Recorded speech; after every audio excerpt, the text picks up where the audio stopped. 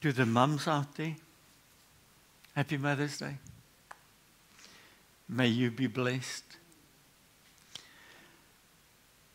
Wanted to do something today for the mothers, but I want to warn you, it's not going to be a sermon or a teaching like normal.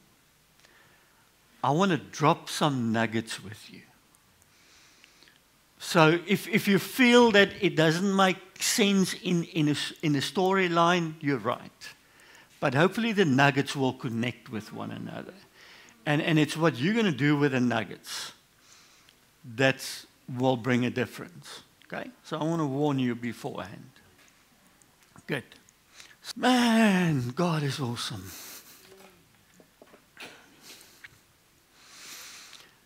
God's unexpected grace through unlikely women.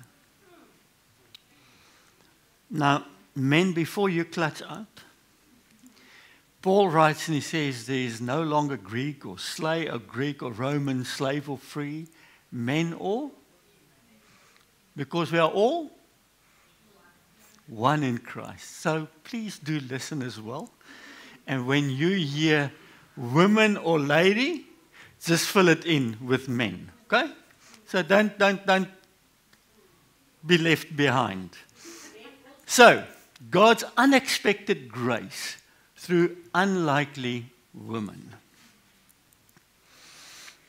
In Judges 5 verse 6, in the days of Shamgar, son of Anat, in the days of Joel, the highways were abandoned, and the travelers kept to the byways.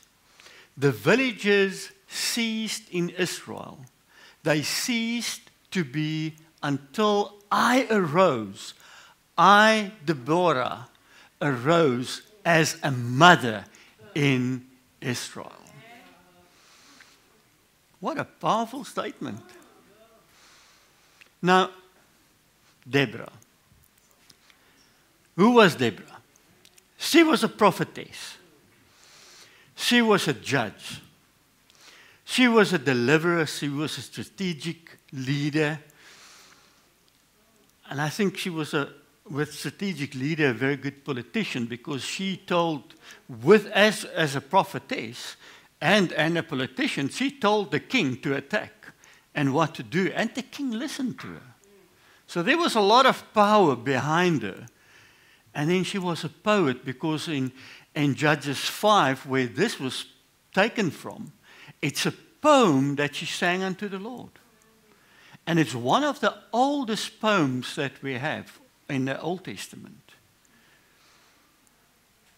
So she was a phenomenal woman. Now hear what she says. She says, they ceased to be. So the highways, they couldn't travel on the highways because of the danger that was there. The town ceased to be. And then she says, they ceased to be until I arose. I, Deborah. Not the politician, not the prophetess, not the poet, not the strategic leader, not the judge. Now, in the book of Judges, there were 10 judges, of which she was the only lady, a judge. And she judged under a palm tree. And she arose as none of those, but she arose with a spirit of motherhood. And she said, I, Deborah, arose as a mother in Israel. What a powerful statement through a powerful lady. You know what I love about this book? Is when I read the scriptures, from cover to cover, I've noticed that this is a very honest book. It tells us about God's holiness. It tells us about man and individuals, about their highlights in their lives. It tells us about the lowest of lows in their lives and the mistakes they've made. And it tells us about the recovery process, how God restored them. Morning, Seppi. That's the story in this book.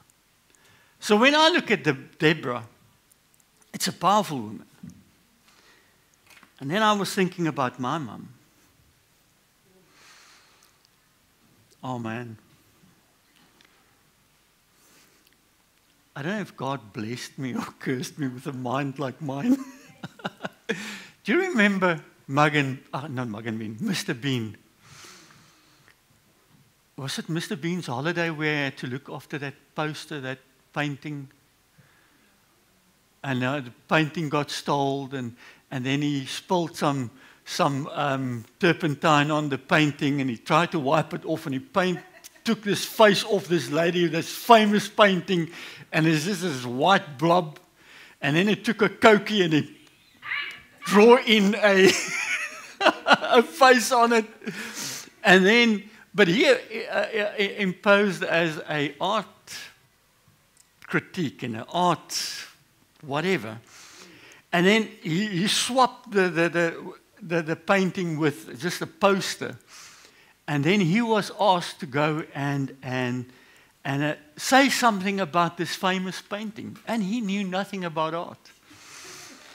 And he looked at this painting and he said, that is somebody's mother.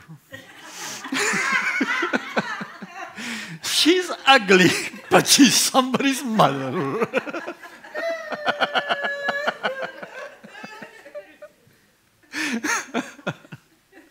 My mom is not ugly. But what I've noticed is my mother was not perfect. But I love her to bits.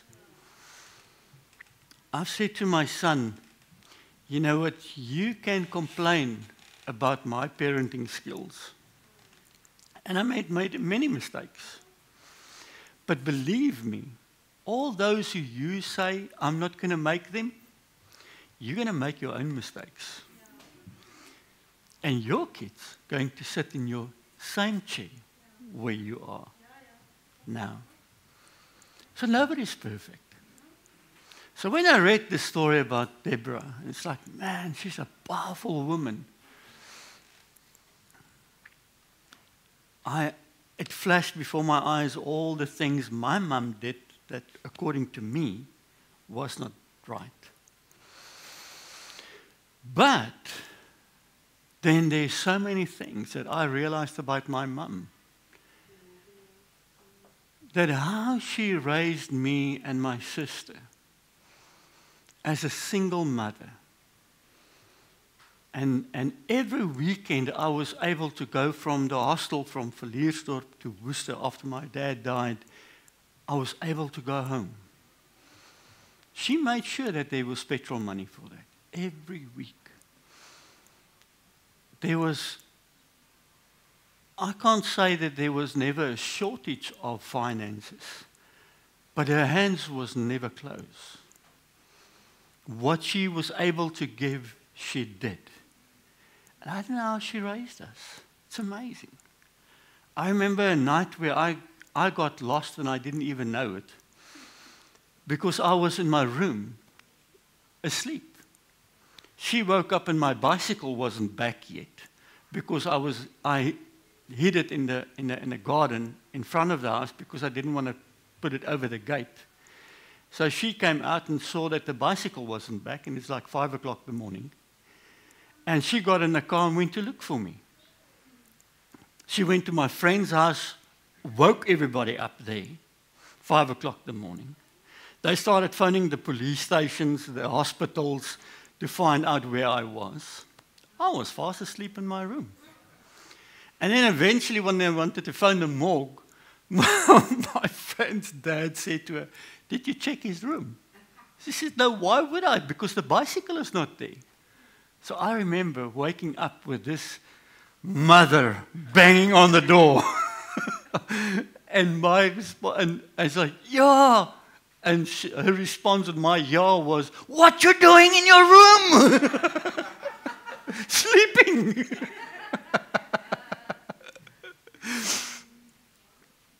So yeah. Where was the bicycle? In the front garden. I didn't want to put it over the gate.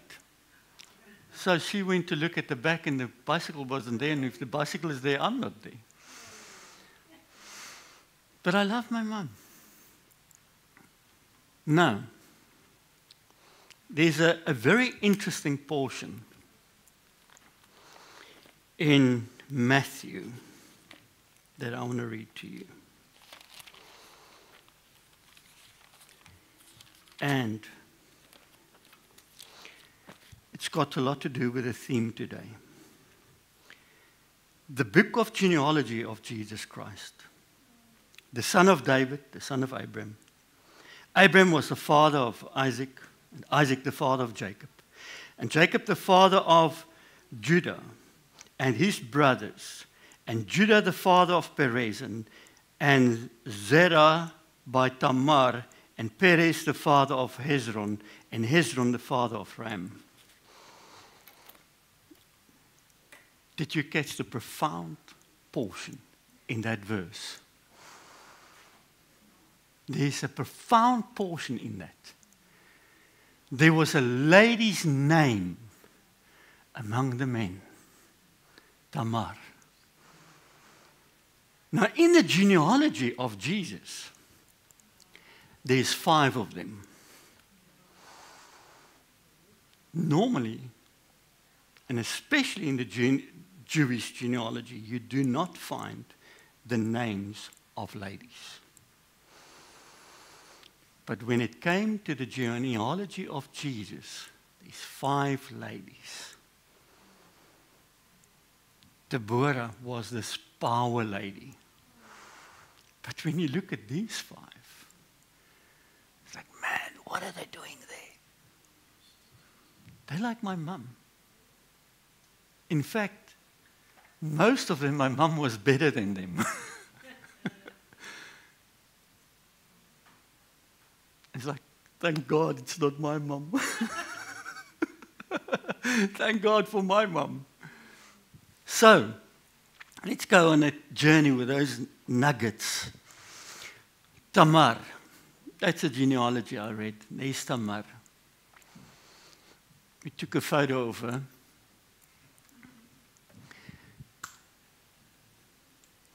Tamar was married to a son of Judah, and he was not pleasing in God's eyes, and he passed away.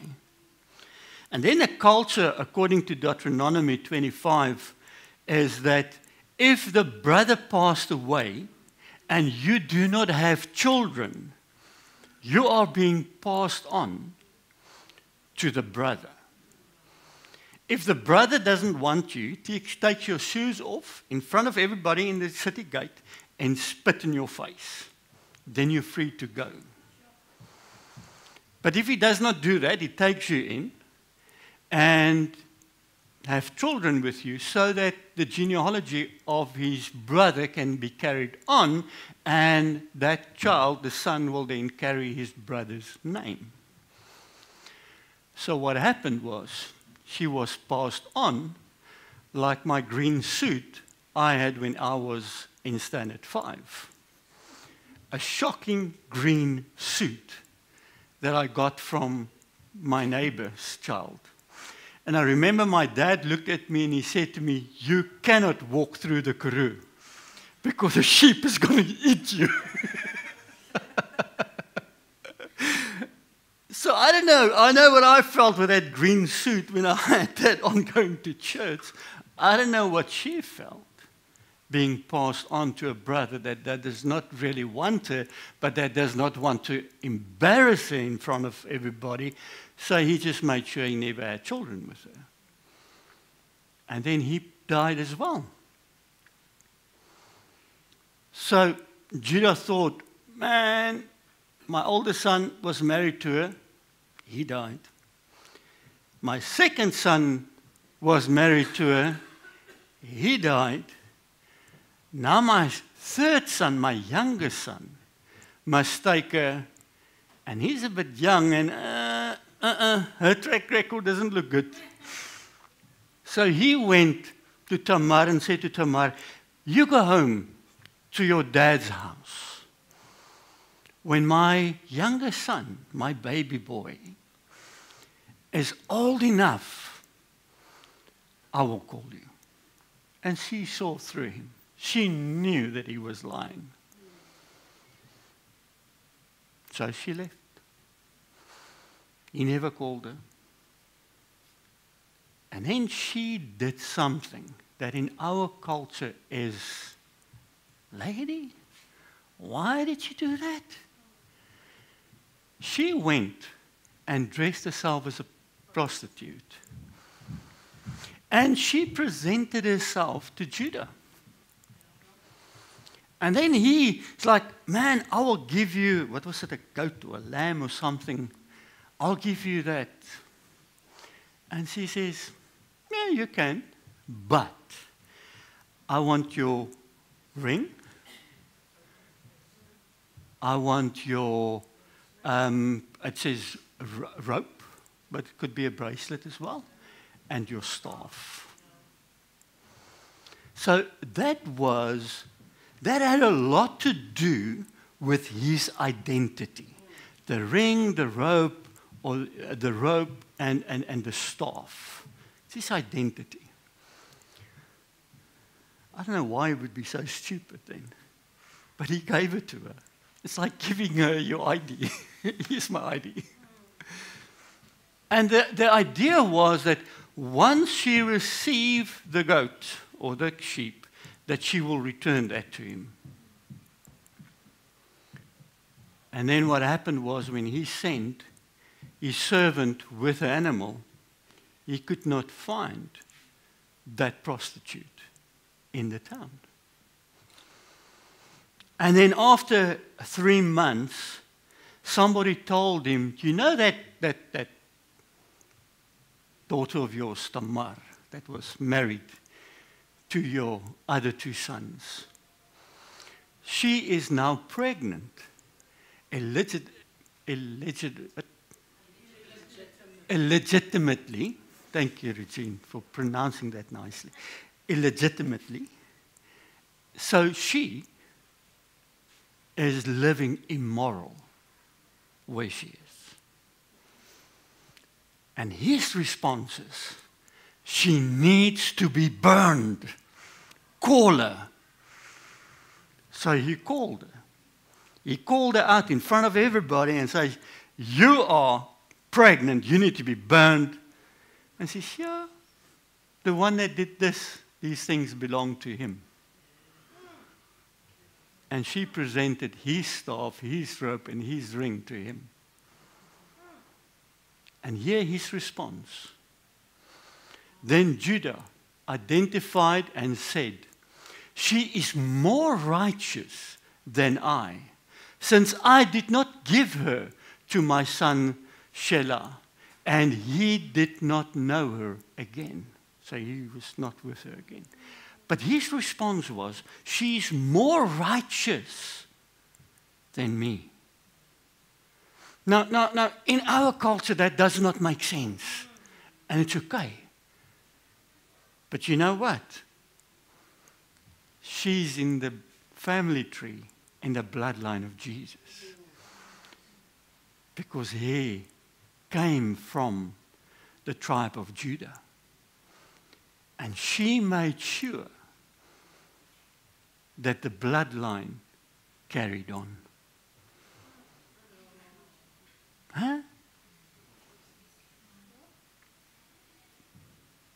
God used a lady that had no value in her culture because of what happened to her. And he gave her value to the point where her name is written in the genealogy of Jesus, but that she's part of that genealogy, with the exception of one of 5 ladies whose names are written down in the genealogy.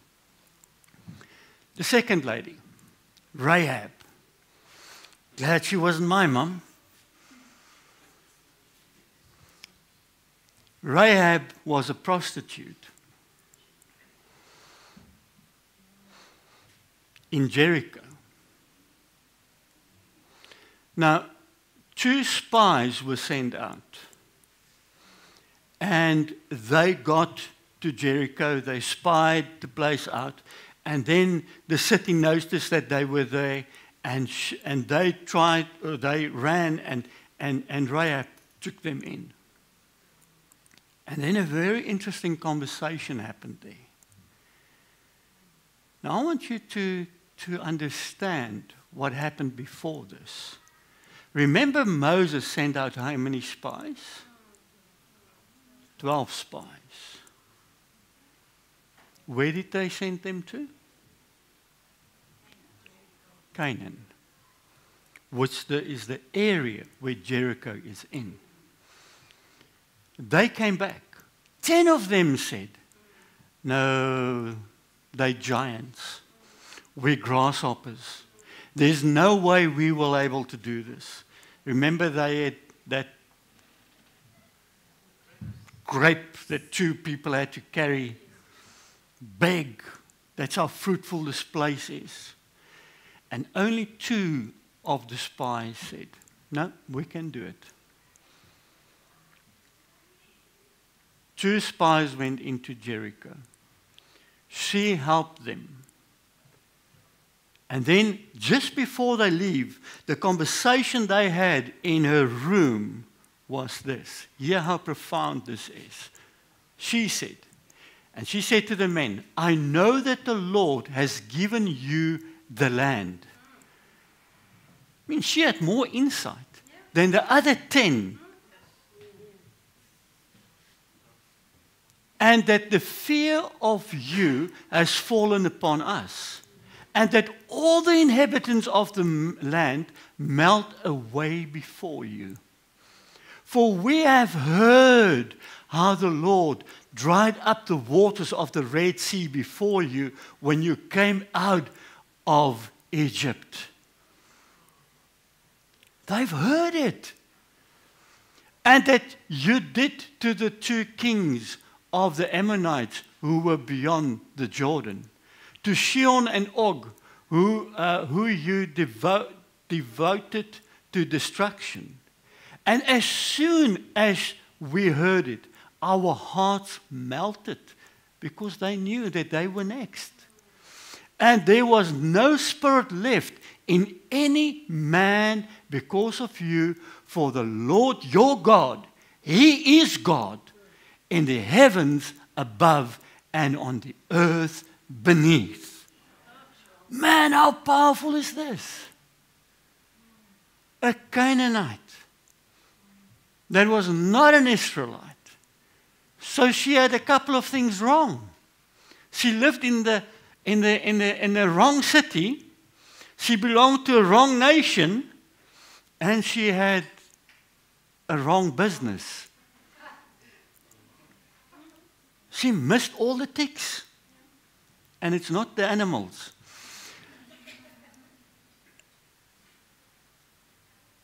And she declared and said, for the Lord your God, He is God in the heavens and above and on the earth. She confessed it. And then she made a deal with him and said, because I saved you tonight, when you take this city, please spare me and my family.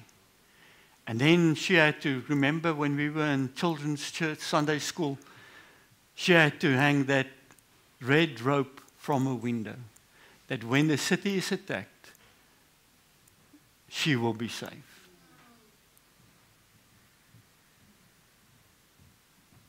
Rahab was saved. Eventually, she got married to a Jew boy. And now, she is in the genealogy of Jesus. My God writes awesome stories. There she is. The one lady who had everything wrong, who did not fit the picture. Even her gender was wrong. But God chose to put her in the genealogy. And they changed the culture to put her name as a lady in there. Third one, Ruth. Your Ruth. He preached on Ruth. So Ruth was a Moabite. She was a foreigner. And she was also a widow. But she was married to Naomi's son, who was a Jew boy. And they lived in Moab. So what happened was her husband, first Naomi's husband passed away, died. And then Ruth and Orpah's husbands passed away. So Naomi lost her husband and the two sons. And she said, man, I'm going back to my country. I'm going back to my people. And these two daughters had to make a decision. Shall we go with her or not? And first they all, Ruth and Orpah said, we're going to stick with you. But then Orpah had a change of mind when she heard that she's going back to Israel. It's like, I don't know anyone there. It'd be better for me to stay here. So she stayed. Naomi said to Ruth, stay, I'm going back. And she made this statement. Hear this. She said, but Ruth said, do not urge me to leave you or to return from following you. For where you go, I will go. And where you lodge, I will lodge. Where you stay, I will stay. Your people shall be my people. And your God, my God. Where you die, I will die. And there I will be buried. May the Lord do so to me and more also, if anything but death parts me from you. She swore an oath to her that day. But Ruth made a huge statement. Like Rahab, where she declared and said that for the Lord your God, He is God in heavens above. She declared and made a statement that day that I make him part of me because I saw what he did. I heard what he did. The same Ruth is saying now, my God, your God is now my God. Where first she was married into it. But now she made a decision. And then she went with her to Israel. And then we know the story how he explained it nicely to you, how she picked up the leftovers and how God blessed her and how she got married. And when she got married, this Moabite got married to a Jew boy, which put her in the genealogy of Jesus. And through her and her new husband, generations to come, the Messiah was born. The wife of Uriah. Man, Matthew wrote it so nicely. Because who was she? Bathsheba. Do you know who Bathsheba was? The lady in the river and David on the roof. And when David saw this lady in the river, he made a plan. And it was not a godly plan. Now, it's interesting that the Bible tells this story from David's perspective. You never hear Bathsheba's side of it. And I think within our culture, it will be, takes two to tango. But was it? Because he was the king. She was not allowed to go against him.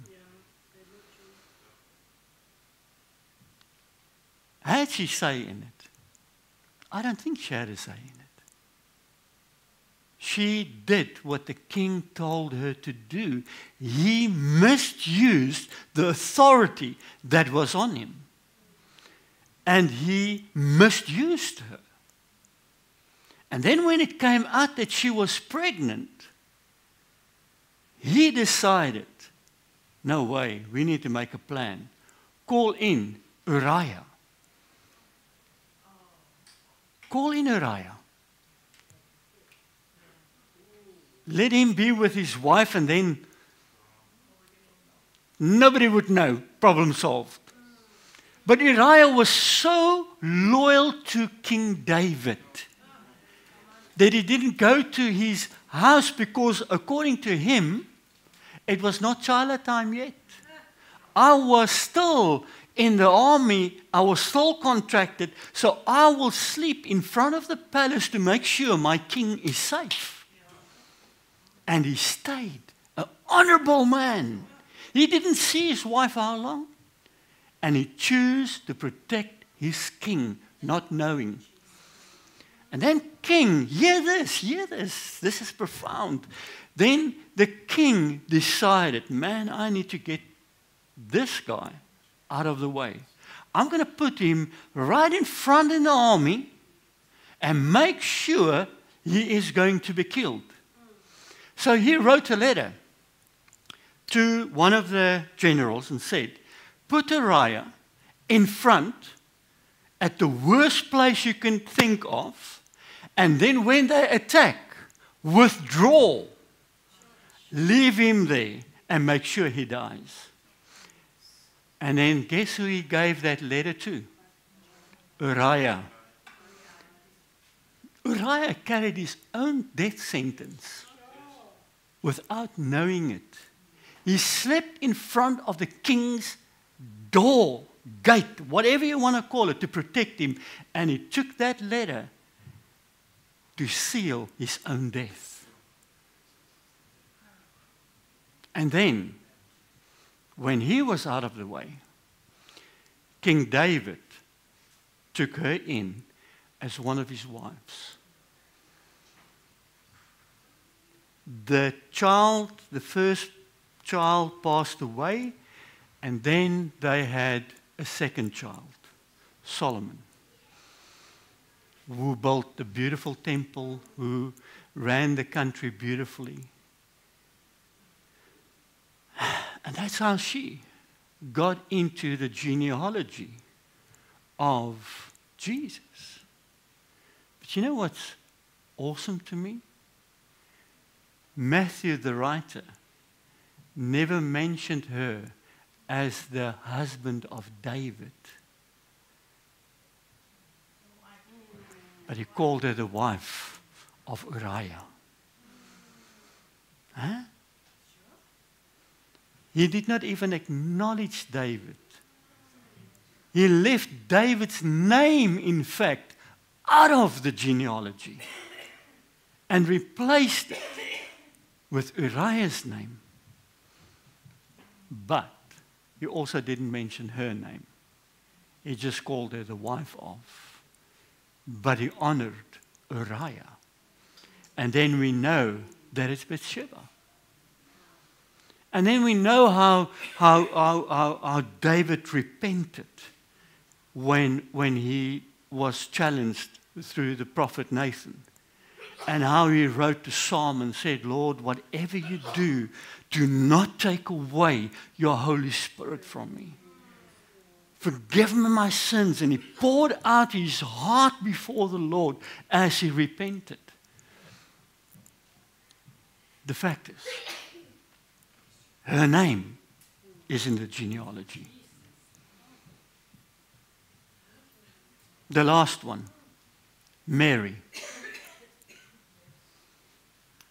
Mary, we know the story. Mary was a young girl,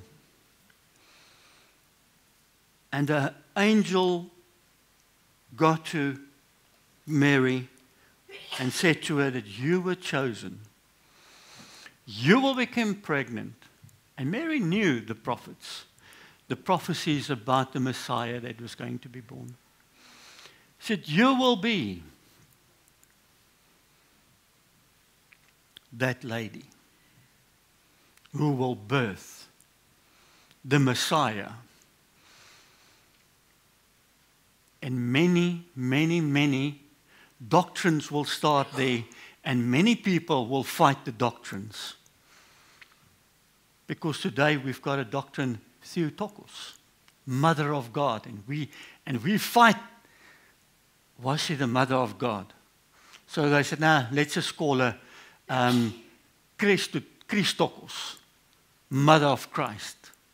And then the other people would say, no, but Jesus was not only man, he was God as well, so it is Theotokos, Mother of God.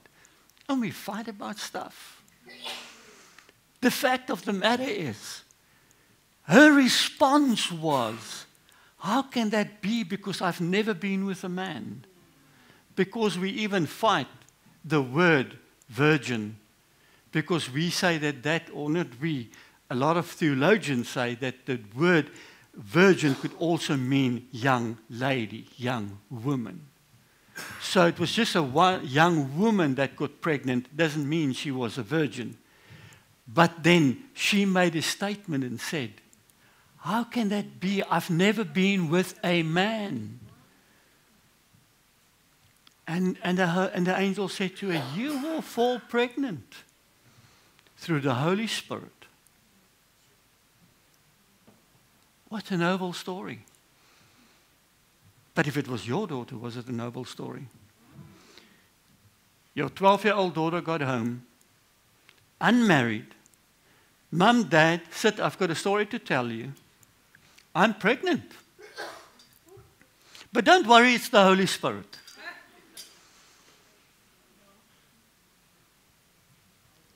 What would your response be? It's easy to understand it in the context of Scripture like we all do, but when it's in your context, it's different.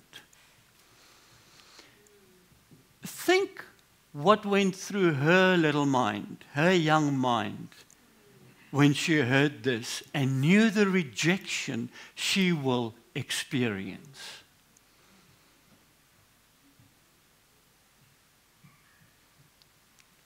And this was her response to the angel. And Mary said, behold, I am the servant of the Lord. Let it be to me according to your word. That was Mary's response to the angel. I don't think she was stupid enough. Or put it this way, I don't think she was stupid. She knew what was going to happen. She knew the rejection, if this is true, if it's true what this angel says. And yet, she understood. She believed the angel and said, let it be. I am the servant of the Lord. Let it be to me according to your word. And she's the last link in the genealogy of Jesus, because the next generation is Jesus. And her name was mentioned. Just something interesting. That's the first or the oldest drawn picture of mother and child of Mary and Jesus. That's in the catacombs of Priscilla, and it dates about 230 to 240 after Christ. It's the oldest picture. Not a photo, drawn picture.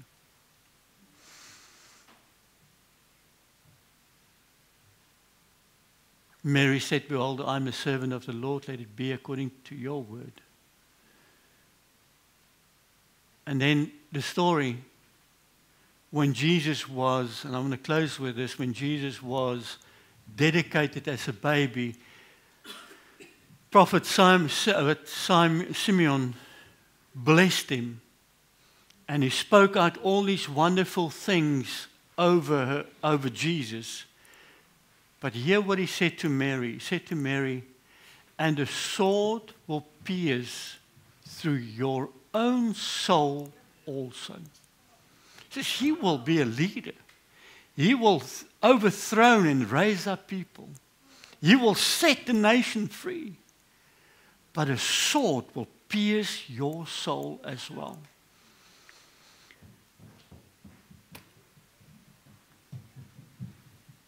And that's the portion that I think that was the most difficult for Mary. Not the fact that she was mocked because she was pregnant without her husband. Not the fact that she was rejected by her peers and people in the community. Not the fact that she had to go and sit and have a very awkward conversation with her mum and dad. That was nothing compared to a mum sitting at the foot of the cross, experiencing a child to die in front of her eyes, and she can't do anything about it. Literally her hands were tied. But there was a hope. That's where Jesus said, 3 days, on the third day I will rise. And I wonder, the disciples never understood it. Did she understand it? And with what hope did she sit through the eyes at that cross that day? That glimpse of maybe there is hope. Maybe what he told is true. Maybe. We don't know because it's not there. But the fact is, that's in Scripture, is that a mother saw her son died on the cross in front of her. And it's not a quick death. So, I think that's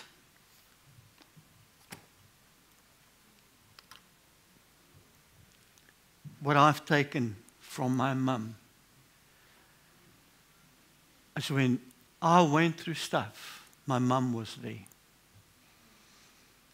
She didn't always understand what I went through, but her prayers was there for me. Up to today. My mum is always there to pray for me. She's a mother. She understands something that I don't understand. And I thank God for a mother that loved me.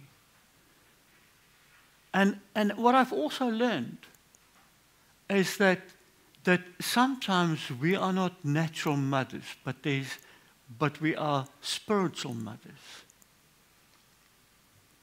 There's a lady in Worcester that's my spiritual mother, that cared for me spiritually and imparted into me spiritually. So maybe you sit here and you think, you know what, I'm not a mother with a child, but there's people that you speak into their lives. You can raise people in the spirit like a natural mother can raise a natural child. I know I'm here today because of the prayers of my mother, because she was not blind for my mistakes anyway. So says, I was not blind for her mistakes. She was not blind for my mistakes. But she had faith. So I thank God for ladies in the genealogy of Jesus that we could learn from to say they were not perfect, but their names are written down. And Jesus Christ, our Lord and Savior, was born from their lineage. And I thank God for that, for His grace through the most imperfect person. And that's why you and me can have so much boldness in Him because of what He did in our lives. Father, I thank you for every mother that is here. Every mother that has children, even if it's not their biological children. And Father, I pray that you will bless them, that you will bless them abundantly.